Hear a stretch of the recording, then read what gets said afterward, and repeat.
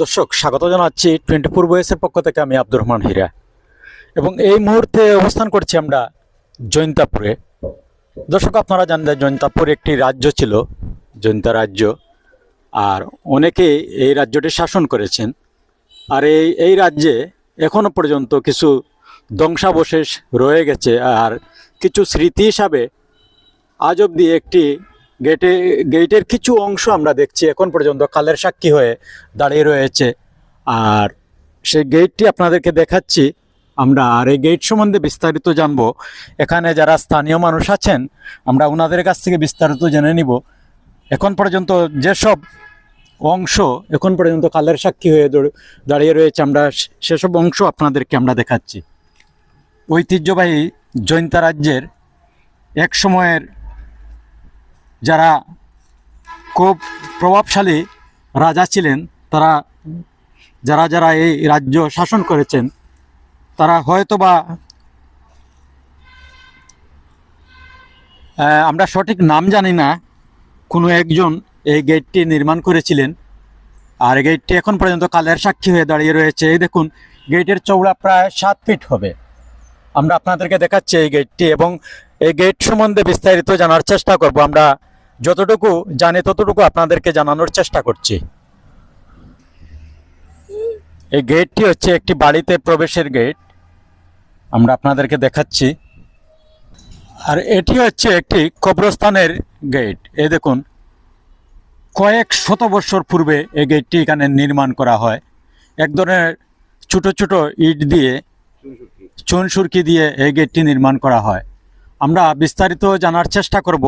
এখানে স্থানীয় মানুষ যারা আছেন, যারা এ সম্বন্ধে কিছু জানা আছে, ওনাদের কাছ থেকে আমরা বিস্তারিত জানবো। আপনারা আমাদের সাথে থাকুন। দর্শক, আমরা সিলেটের ইতিহাস ঐতিহ্য নিয়ে কাজ করার চেষ্টা করছি। তারই ধারাবাহিকতায় আমরা জৈন্তা রাজ্যের কিছু অংশ যেসব অংশ এখন পর্যন্ত কালের সাক্ষী হয়ে দাঁড়িয়ে রয়েছে, সেই অংশ দেখলেই বোঝা যাচ্ছে যে কয়েক শত বছর পূর্বে এই গেটটি নির্মাণ হয়। এখানে আমরা জানার চেষ্টা করব। আপনারা আমাদের সাথে থাকুন।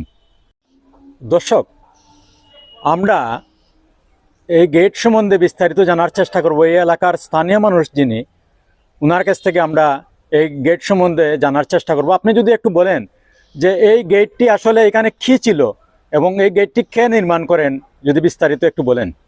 যে এই গেটটা আসলে মূলত আমাদের বাড়ির প্রবেশ পথ বা প্রবেশদ্বার। এটা 1762 পরে নির্মাণ করা হয়। তো যখন আমাদের জৈন্তা রাজার ভাগ্নে যিনি সেনাপতি ফতেহ খাঁ ছিলেন, ফতেহ খাঁর সাথে মুর্শিদাবাদ থেকে ওনার কিছু উস্তাদরা এসেছিলেন। উস্তাদের মধ্যে প্রথম ছিলেন আমার যিনি পূর্বসূরি, তিনি এসেছিলেন। তার সম্মানার্থে এই বাড়িটা জৈন্তা রাজা, তৎকালীন রাজা দ্বিতীয় বড় ঘোষী দান করেন। তো এই বাড়িটাই আমাদের, তখন থেকে আমরা এই বসতি স্থাপন করি আর কি, তখন থেকে আমরা আছি। তো এটা মূলত ওই জৈন্তা রাজার বাড়ি যখন নির্মাণ করে দেন, তখন এই গেটটাও ছিল সাথে, গেট সহ বাউন্ডারি দিয়ে দেন আর কি। এটা 1797 ভূমিকম্পের সময় এটা ধ্বংস হয়ে যায়। এটা বাউন্ডারি এই বরাবর ছিল বা এদিকেও ছিল, বিস্তৃত বাউন্ডারিটা নাই, শুধু এই গেটটাই টিকে আছে। এইটা মূলত আমাদের বাড়ির প্রবেশ পথ ছিল। 1700 কি বললেন আপনি, যে কখন ধ্বংস হয়? 1897-তে যখন ভূমিকম্প হয়, বড় ভূমিচাল যেটা আমরা সিলেটের লোকেরা বলি, ওই ভূমিকম্পের সময় এটা মূলত ধ্বংস হয়ে যায়। শুধুমাত্র এই অংশটুকু এখন পর্যন্ত কালের সাক্ষী হয়ে দাঁড়িয়ে রয়েছে। প্লাস এই যে আপনার বাম পাশে ডান পাশে দেখবেন যে একটা বড় মন্দির আছে, ওইটা ওই একই সময় ধ্বংস হয় আর কি। তো এই গেটটি আসলে কি দিয়ে তৈরি করা হয়েছিল? এটা তো আসলে চুন সুরকির এইরকম স্থাপনা আপনি জৈন্তা আরো অনেকগুলা পাবেন। আর এরকম আরো 4টি গেট আছে, মোট 5টি গেট আছে পুরো জৈন্তাপুরে, এর মধ্যে এটাও একটা। প্লাস এই সামনে একটা জৈন্তা রাজদরবার আছে, এই রাজদরবার দেখবেন এই চুন সুরকি দিয়ে। তারপর সারিঘাটও দেখবেন যে পান্থশালা যেটা, সেটা একই স্ট্রাকচারে তৈরি আর কি। এটা মূলত চুন সুরকির।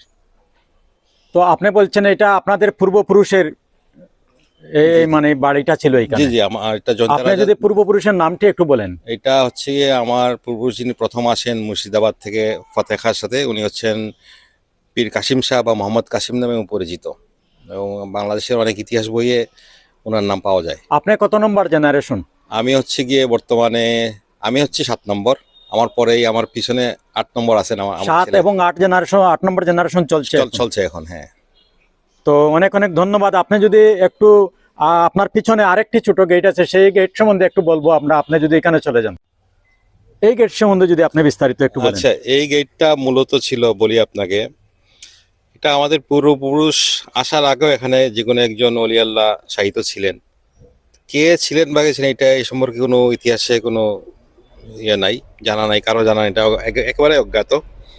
তো উনি এই কবরস্থান থাকার কারণে, শুধু এই অংশটা থাকার কারণে আমার পূর্বসূরি যিনি এসেছিলেন মুর্শিদাবাদ থেকে, ওনাকে থাকার জন্য বসতি করে দেন জয়ন্তা রাজা।